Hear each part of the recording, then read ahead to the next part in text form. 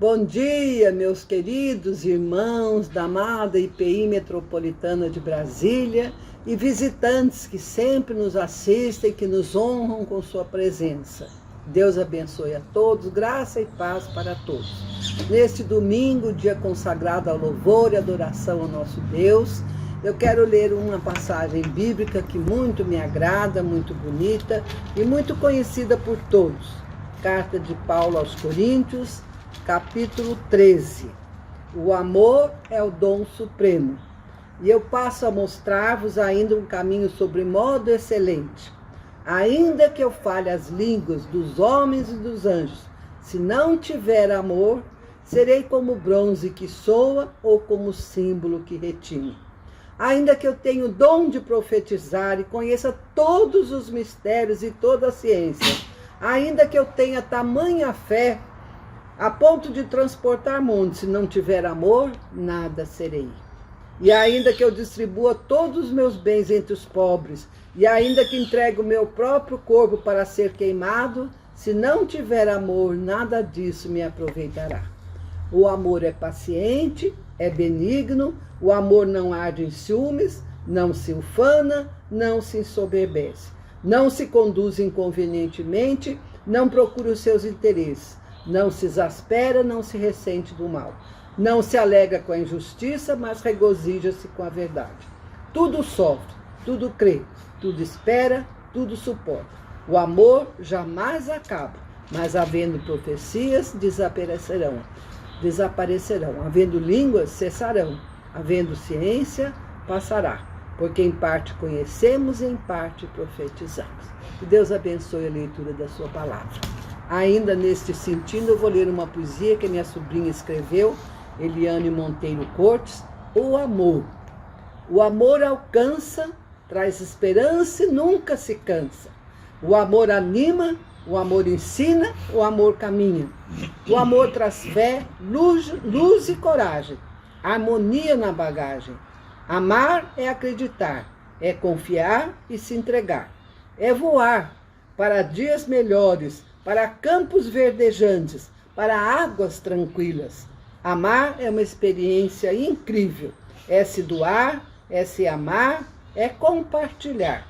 É transformar as cinzas em arco-íris. É regozijar, é como ver o mar, é sonhar, abraçar e beijar. Vamos orar. Senhor Deus, muito obrigado porque Tu tens um amor maior do mundo incomensurável por nós tão pecadores. Ensina-nos a amar, Senhor, como Tu amaste a todos nós, como Tu ensinaste a que nós amássemos o nosso próximo como a nós mesmos.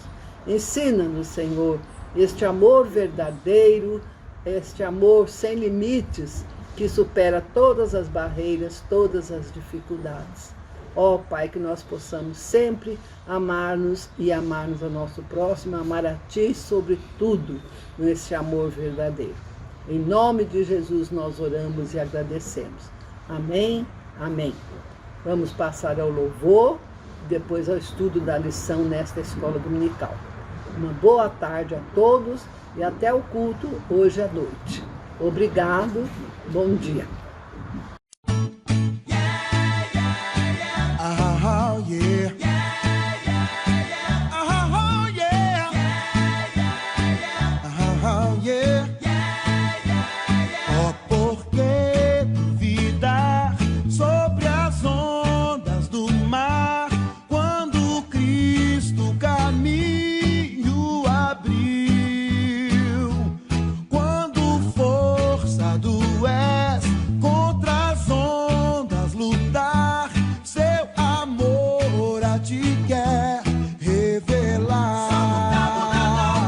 Solta o cabo da nau, toma o remo nas mãos e navega com fé em Jesus.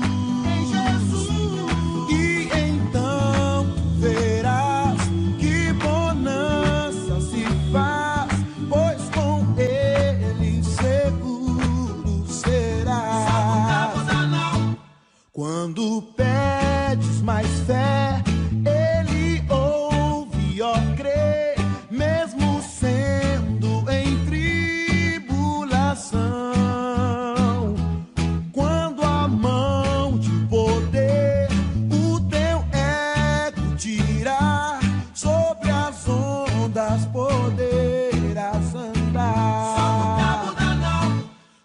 solta o cabo da nau, toma o remo nas mãos e navega com fé em Jesus. Em Jesus. E então verás que bonança se faz, pois com Ele seguro serás. Yeah, yeah, yeah. Oh, yeah.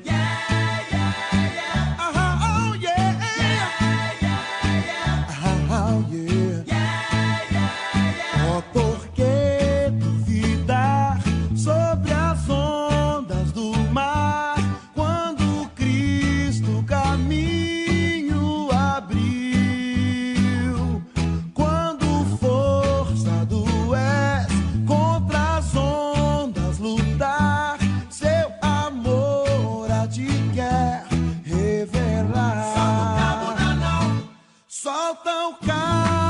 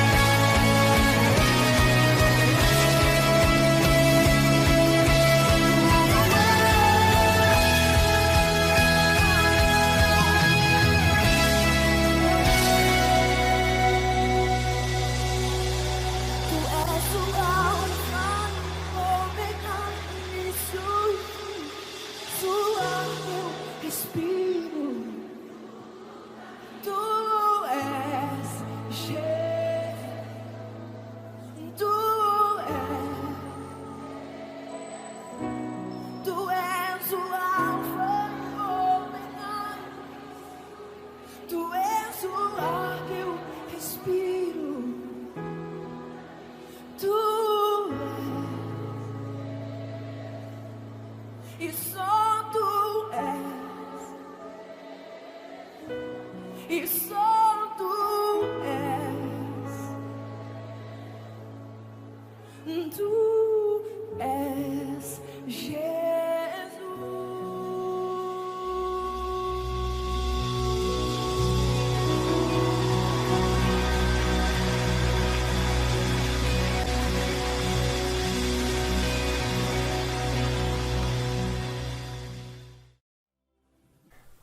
Bom dia, irmãos. Nós estamos mais uma vez aqui no domingo de manhã para mais uma escola bíblica dominical na nossa Igreja Presbiteriana Independente Metropolitana de Brasília. Hoje nós vamos falar de um assunto muito interessante para todos os cristãos, que são as práticas devocionais. Mas antes de nós começarmos a nossa aula, eu gostaria de orar com vocês. Oremos. Grande Deus, maravilhoso Pai, em nome do seu Filho amado, nosso Senhor Jesus Cristo, nosso Senhor e Salvador, e com a orientação do Espírito Santo de Deus que habita em nós, que nós nos reunimos nessa manhã com o objetivo de aprendermos mais da palavra do Senhor, de alimentarmos a nossa alma, que tem sede de Ti, que anseia por estar na presença do Senhor, que nós estamos nesse momento estudando a palavra do Senhor, aprendendo mais da palavra do Senhor. O nosso desejo, Senhor, é que nós sejamos agradáveis ao Senhor e que nós possamos, Senhor Deus, ter uma vida em comunhão com nossos irmãos, conforme o Senhor tanto fala na sua palavra, tanto espera de nós. Uma vida de união saudável, um ajudando o outro, em prol de uma sociedade, Senhor Deus, mais justa, menos sofrida, abençoada pelo Senhor. É por isso, Senhor Deus, que nós procuramos, dia após dia, aprendermos mais, sermos mais servos, Senhor Deus, estarmos mais à disposição do que o Senhor quer da gente, do que o Senhor espera de nós, Senhor Deus. Seja conosco, que o Espírito Santo do Senhor tenha liberdade de agir em nós, em nossa vida, nos direcionando, nos orientando, melhorando nossas petições, melhorando nossas orações, Senhor Deus. É isso, Senhor Deus, que eu peço e agradeço em nome de Jesus, nessa manhã. Amém. Amém, irmãos? Então vamos começar a nossa aula. Nós vamos começar com o nosso texto base, que é Salmos 42. Vamos ler o que diz a palavra do Senhor sobre esse assunto, práticas devocionais. Como suspira a corça pelas correntes das águas, assim por ti, ó Deus, suspira a minha alma. A minha alma tem sede de Deus, do Deus vivo. Quando irei e me verei perante a face de Deus? As minhas lágrimas têm sido meu alimento dia e noite, enquanto me dizem continuamente: o teu Deus onde está? Lembro-me destas coisas e dentro de mim se me derrama a alma, de como passava eu com a multidão de povo e os guiava em procissão à casa de Deus, entre gritos de alegrias e louvor, multidão em festa. Por que estás abatida, ó minha alma? Por que te perturbas dentro de mim? Espera em Deus, pois ainda o louvarei, a Ele, meu auxílio e Deus meu. Sinto abatida dentro de mim a minha alma. Lembro-me, portanto, de ti, nas terras do Jordão, e no monte Hermon, e no outeiro de Mizar. Um abismo chama outro abismo, ao fragor das tuas catadupas. Todas as tuas ondas e vagas passaram sobre mim. Contudo, o Senhor, durante o dia, me concede a sua misericórdia, e à noite comigo está o seu cântico, uma oração ao Deus da minha vida. Digo a Deus, minha rocha: por que te olvidaste de mim? Por que hei de andar eu lamentando sob a opressão dos meus inimigos? Esmigalham-se-me os ossos, quando os meus adversários me insultam, dizendo: o teu Deus, onde está? Por que estás abatido, minha alma? Por que te perturbas dentro de mim?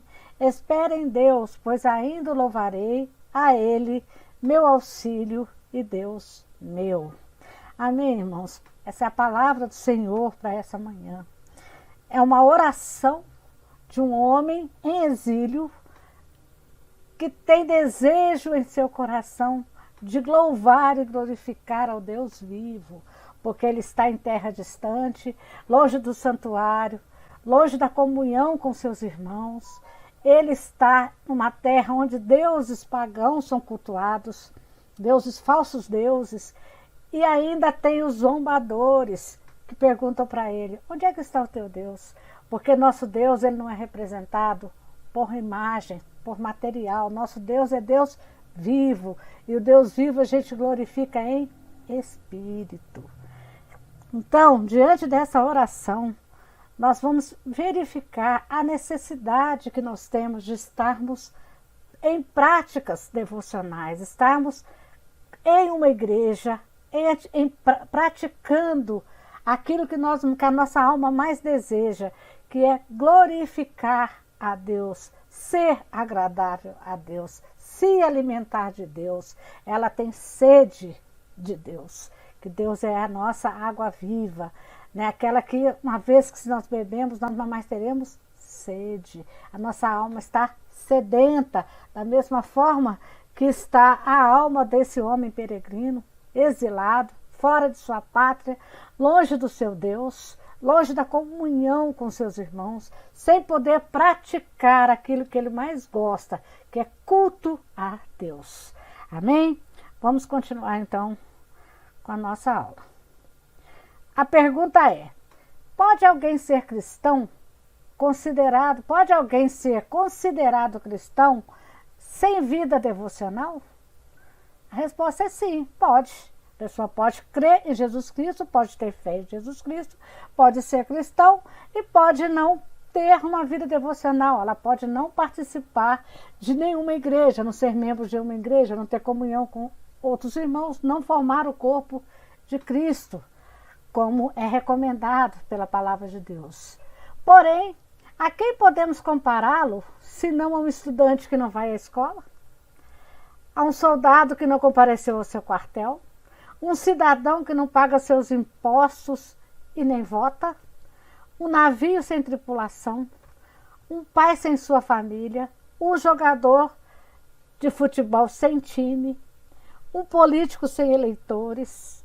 Uma abelha sem colmeia? Uma brasa fora do braseiro?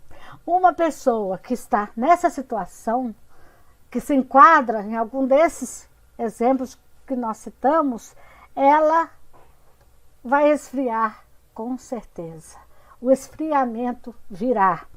O estudante não vai querer mais, vai perder o interesse pelo saber, pela escola. O soldado vai ser deserdado, ele não vai ter mais interesse pelo trabalho patriótico. O cidadão deixa a vida levar, ele não se interessa mais por nada em seu país, não paga impostos, não vota. Então, para ele, para onde a economia for, a política for, para ele tanto faz.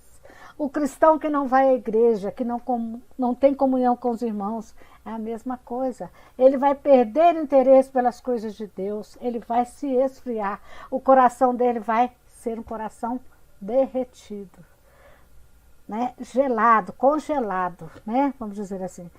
Vai ser um coração congelado, frio diante das coisas, do interesse pelas coisas de Deus. Uma igreja vazia, né, não tem culto a Deus. O culto não é feito pelo templo. O culto é feito pelos irmãos, pela comunhão, pelas práticas devocionais do irmão que vão à igreja para cultuar a Deus. Então, igreja, irmãos, não é o templo.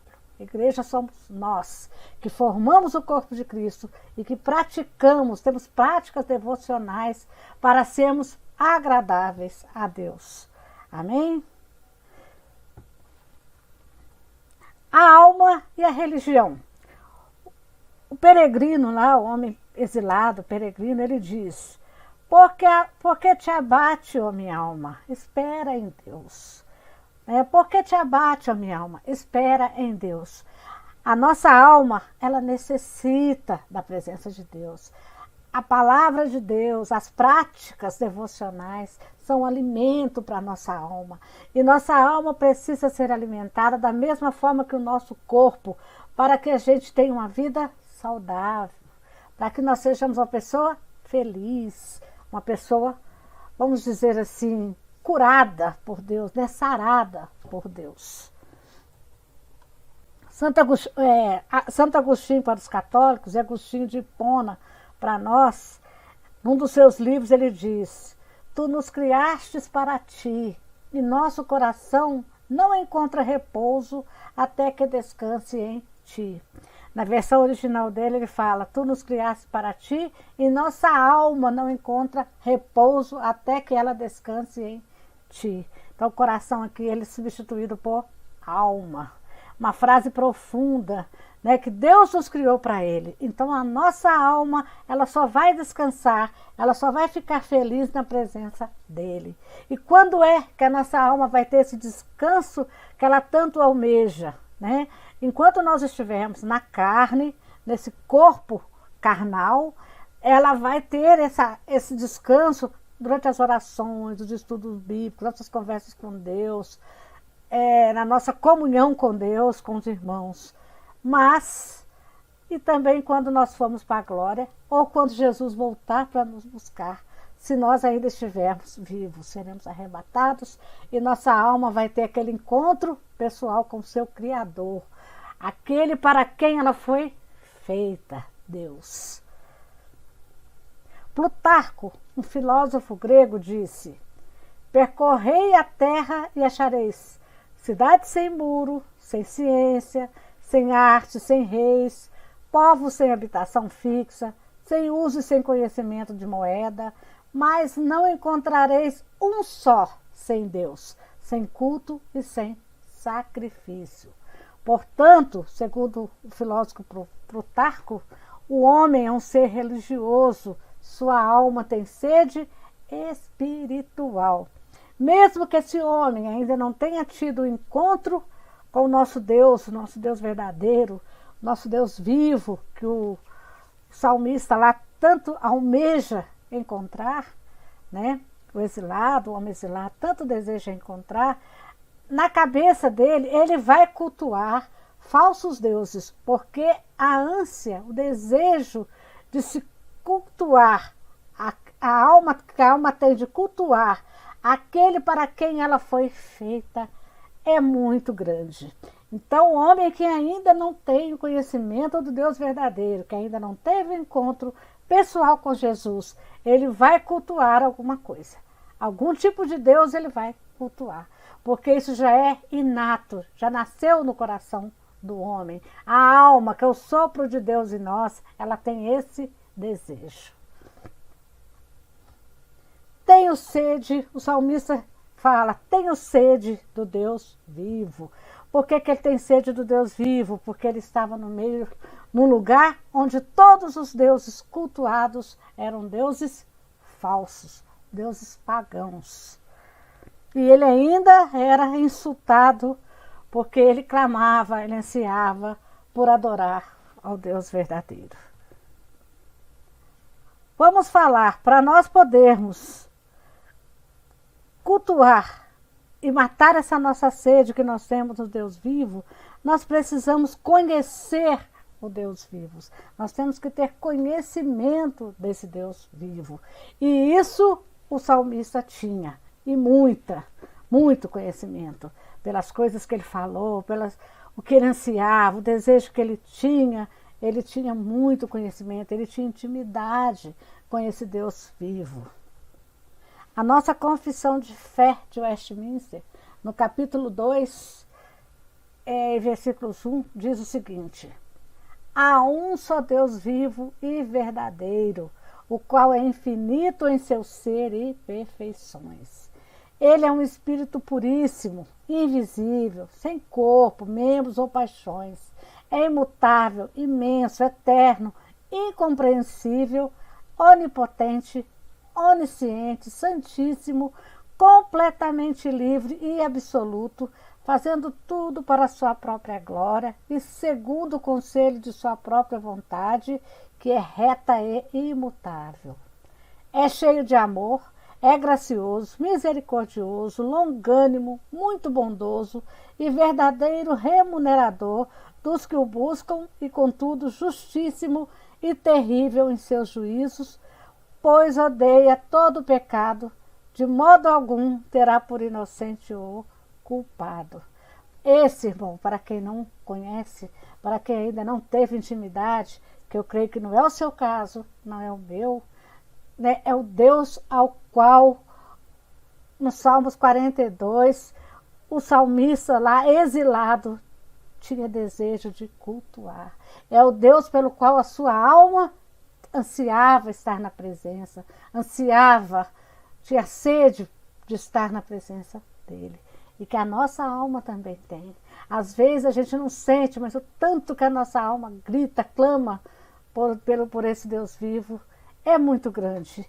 Né? A gente às vezes não consegue nem ouvir o que nossa alma está pedindo, mas ela pede, ela clama, ela anseia, ela tem necessidade de estar na presença desse Deus aí, ó, desse Deus vivo e verdadeiro. Amém? Lá em Romanos 1, 18, 20, Paulo fala: a ira de Deus se revela no céu contra toda impiedade e perversão dos homens que detêm a verdade pela injustiça. Porquanto o que de Deus se pode conhecer é manifesto entre eles, porque Deus lhes manifestou. Porque os atributos invisíveis de Deus, assim o seu eterno poder, como também a sua própria divindade, claramente se reconhecem desde o princípio do mundo, sendo percebido por meio das coisas que foram criadas. Tais homens são, por isso, indesculpáveis. Deus se revela ao homem desde a criação do mundo, desde o princípio do mundo, através das coisas criadas por eles. Não é? Um dia, né, contempla outro dia, uma noite, outra noite, e assim Deus vai se manifestando. Tudo em sua ordem, tudo certinho, tudo feito com esmero, coisas feitas com um cuidado divinal. Não há nada que não funcione. Tudo que Deus fez foi perfeito. Amém, irmãos? E olhando as coisas da natureza, como as coisas foram criadas, como é que elas funcionam, a gente vê a mão de Deus, o poder de Deus, e a gente se curva diante desse Deus todo-poderoso. Calvino fala que o homem já nasceu com uma semente no coração. A semente chama semens religionos. Semen religiones. Ele diz que há na humanidade uma ideia generalizada a respeito da existência da divindade, de um ser superior, do qual nenhum dos seres humanos pode fugir devido ao modo como o Criador os fez. Na teologia, essa ideia é chamada de ideias inatas, porque todos os seres humanos nascem com elas. Então, segundo Calvino, todo ser humano já nasce com essa sementinha religiosa no coração. O ser humano já nasce com o desejo de glorificar a Deus. Amém?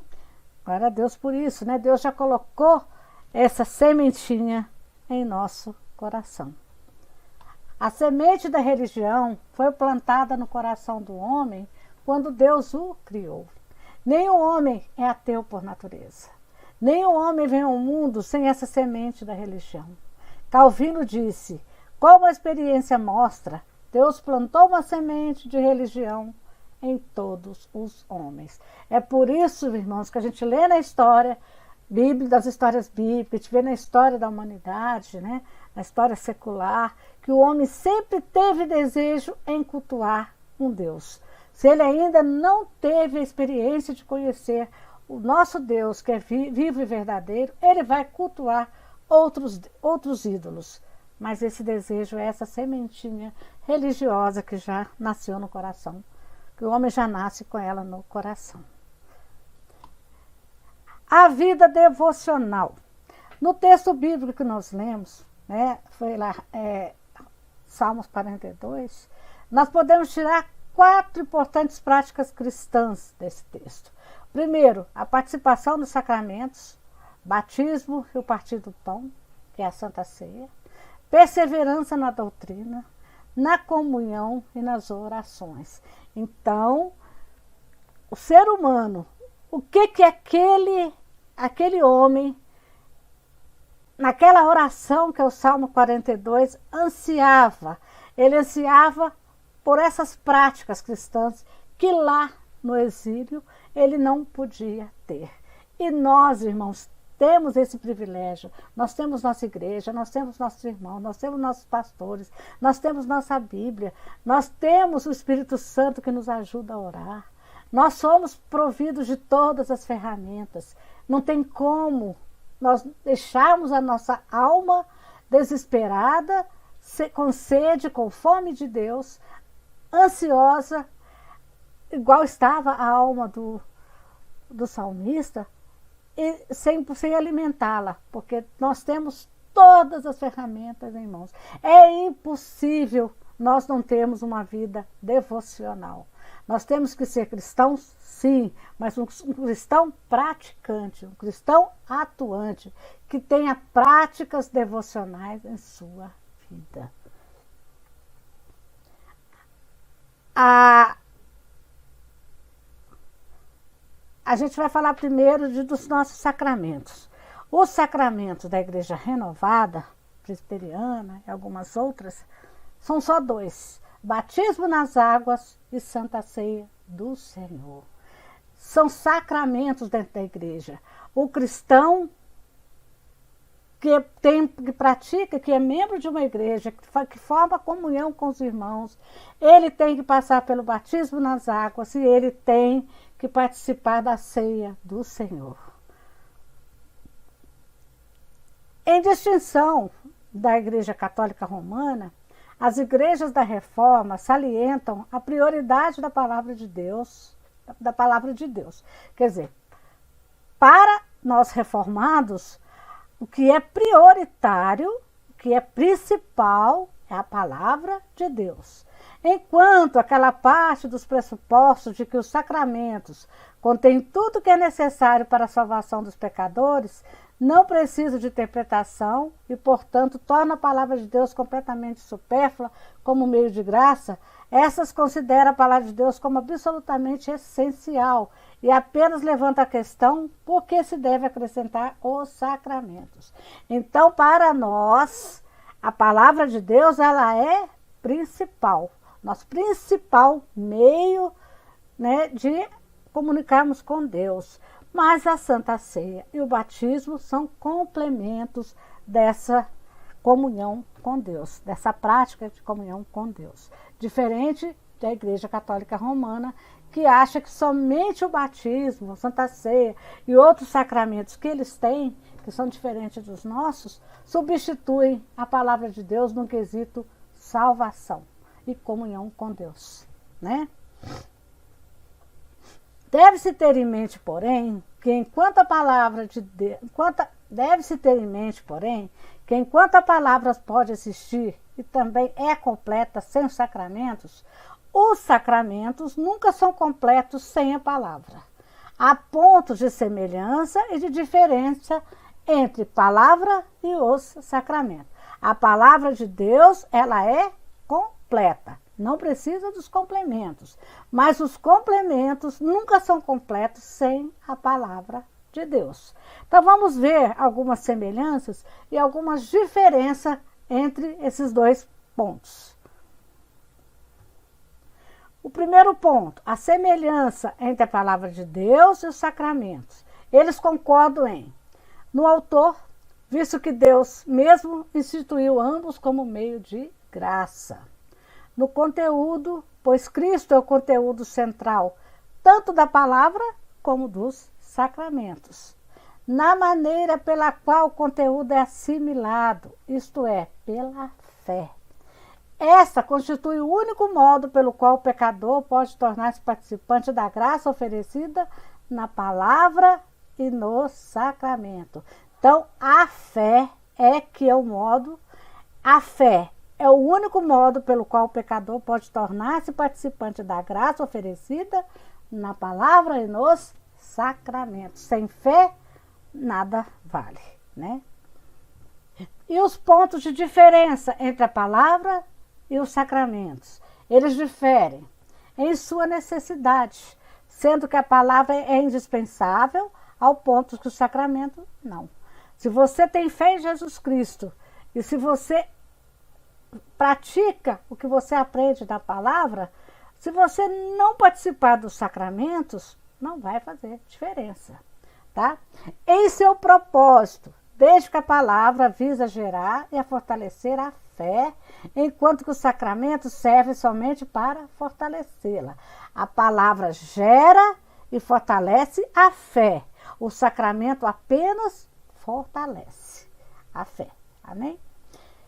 Em sua extensão, visto que a palavra vai pelo mundo inteiro, ao passo que os sacramentos só são ministrados aos que estão na igreja. Né? Então, essas são as diferenças entre a palavra e o sacramento. Para nós que somos cristãos, que temos uma igreja, que formamos o corpo de Cristo, os sacramentos são importantes, né? Nos ajuda a fortalecer a nossa fé, né? A repetirmos, ouvirmos e presenciarmos o quanto aquilo que Jesus nos ensinou e nos ordenou que fosse feito. Amém, irmãos? Na nossa Constituição de Westminster, nos capítulos 27, versículo 1, diz sobre os sacramentos, né? Os sacramentos são santos sinais e selos do pacto da graça, imediatamente instituído por Deus para representar Cristo e os seus benefícios e confirmar o nosso interesse nele, bem como para fazer uma diferença visível entre os que pertencem à igreja e o resto do mundo, e solenemente obrigá-los ao serviço de Deus em Cristo, segundo a sua palavra. Então, isso é sacramento, estes são os sacramentos conforme a nossa Constituição de fé.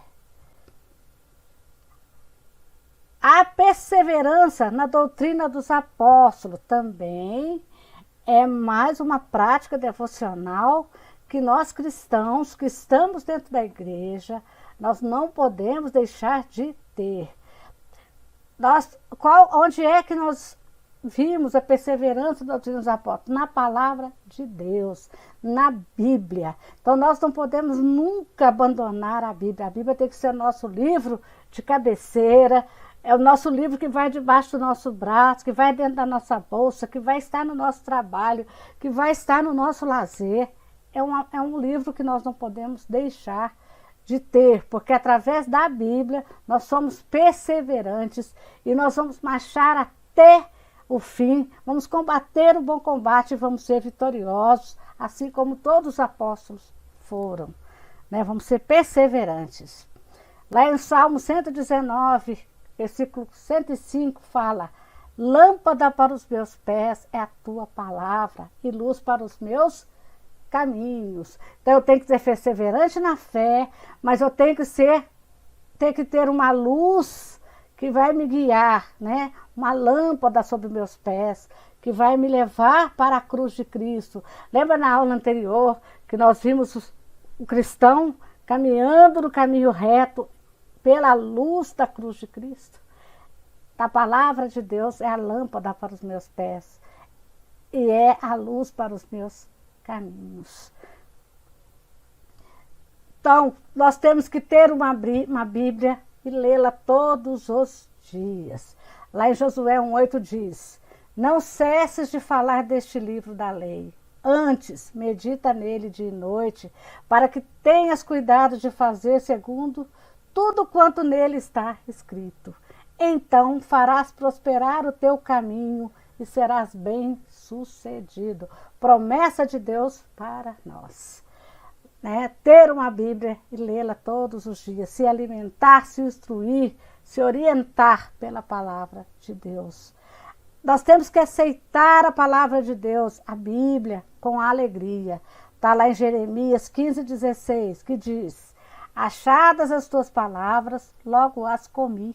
As tuas palavras me foram gozo e alegria para o coração, pois pelo teu nome sou chamado, ó Senhor Deus dos exércitos. Nós temos que ter a alegria de ter as palavras de Deus, porque ela vai... A verdadeira alegria, o verdadeiro gozo, ele está na palavra de Deus. Está lá em Jeremias 15:16, ele comeu as palavras de Deus, se alimentou, a alma dele ficou saciada com a palavra do Senhor, e alegre e em gozo com as palavras do Senhor.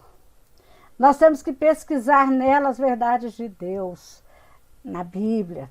Lá em João 5:39 diz: examinai as Escrituras, porque julgais ter nelas a vida eterna, e são elas mesmas que testificam de mim.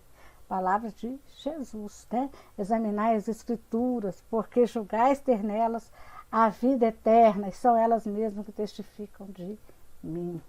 Nós temos que guardar a Bíblia em nossa mente e corações, em nossas mentes e corações. A palavra de Deus, ela tem que estar cravada em nossos corações e nossa mente, o dia todo, em qualquer situação. A palavra de Deus tem que estar ali, presente, né?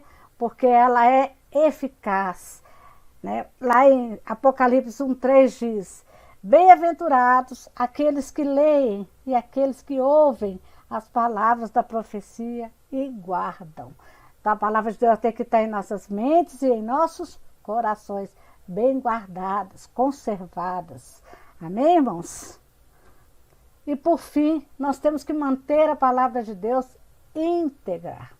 Lá em Apocalipse 22:18-19 diz: eu, a todo aquele que ouve as palavras da profecia deste livro, testifico. Se alguém lhes fizer qualquer acréscimo, Deus lhe acrescentará os flagelos escritos neste livro.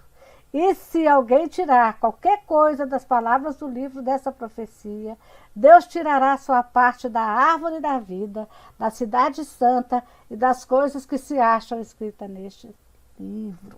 Então vamos ter zelo, vamos manter a palavra do Senhor íntegra e verdadeira, como ela é. Como ela merece ser mantida, como ela tem que ser ensinada. Não vamos distorcer, não vamos fazer texto fora do contexto. Amém, irmãos? Vamos ter cuidado, porque a palavra de Deus é viva e eficaz. Ela tem que ter integridade, ela tem que ser passada com integridade.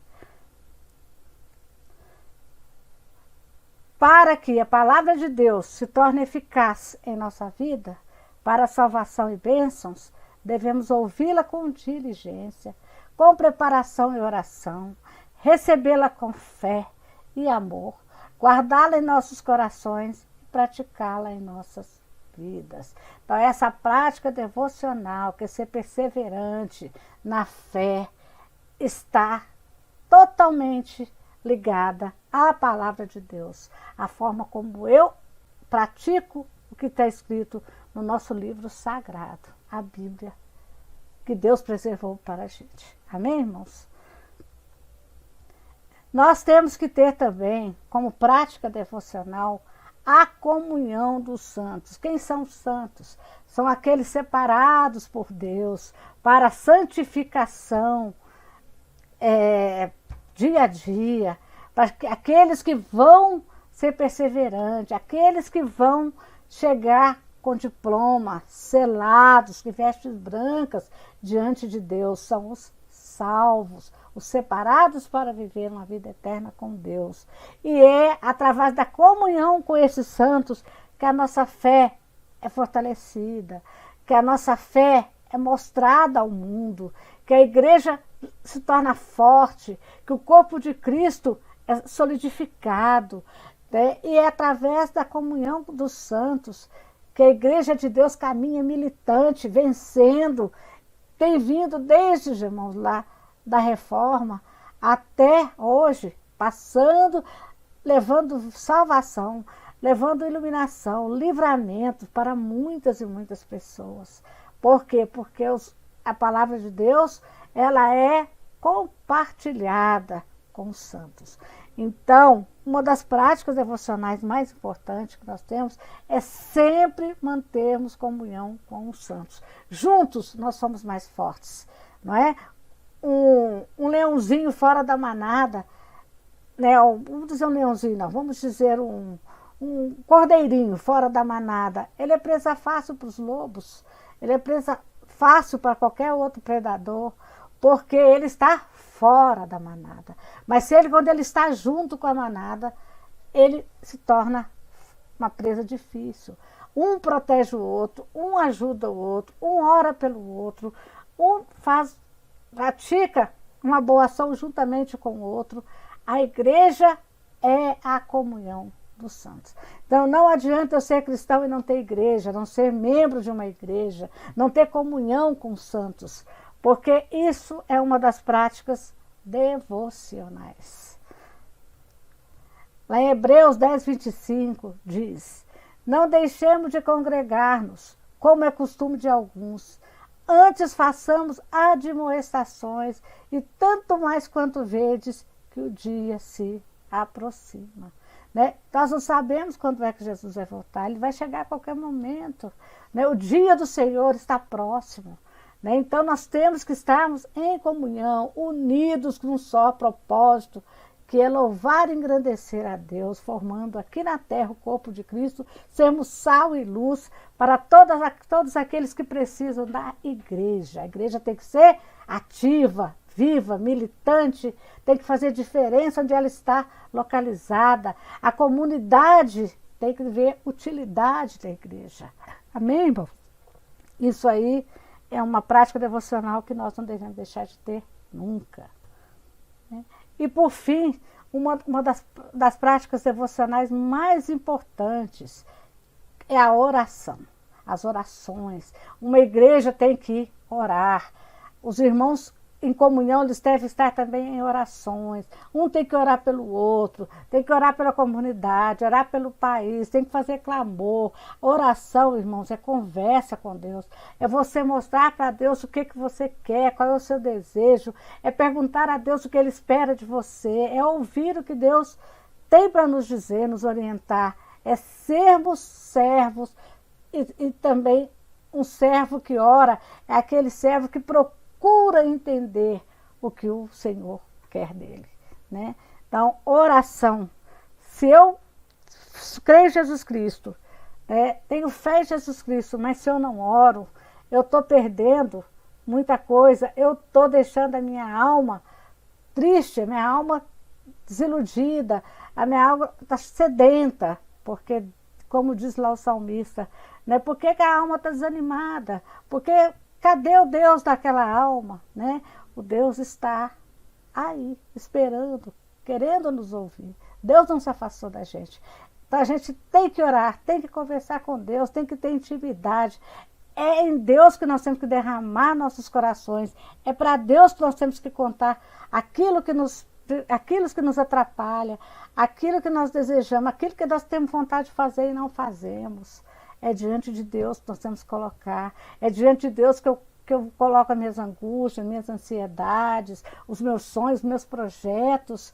É para Deus que eu peço, é para Deus que eu clamo, porque é somente Deus, irmãos, que pode atender aos anseios da nossa alma, aos desejos do nosso coração. Amém? Então, vamos manter essa prática, vamos orar. Lá em Salmos 10, 17 diz: tenha ouvido, Senhor, o desejo dos humildes, tu lhes fortalecerás o coração e lhes acudirás. Nós passamos por momentos difíceis, de muita dor, problemas de pandemia, né? Somente Deus para nos acudir, irmãos, e Deus está nos acudindo, né?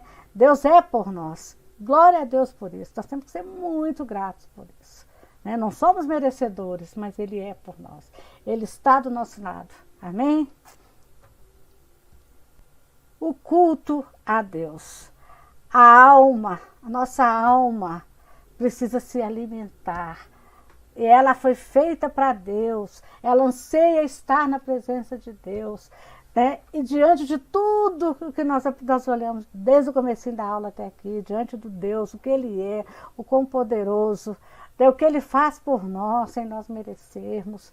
Nossa alma clama para estar na presença dEle, para cultuar a Deus. Vamos atender os apelos da nossa alma. Vamos cultuar a Deus, mas não é cultuar a Deus de qualquer forma. Né? Deus é o Todo-Poderoso, Deus merece tudo o do melhor, porque Ele nos dá tudo do melhor. Ele dá até para quem não merece, né? Que somos nós. Ele cuida da gente, Ele nos dá nos mínimos detalhes. Então, o culto a Deus não pode ser feito conforme a imaginação humana. Deus deseja ser cultuado de maneira específica.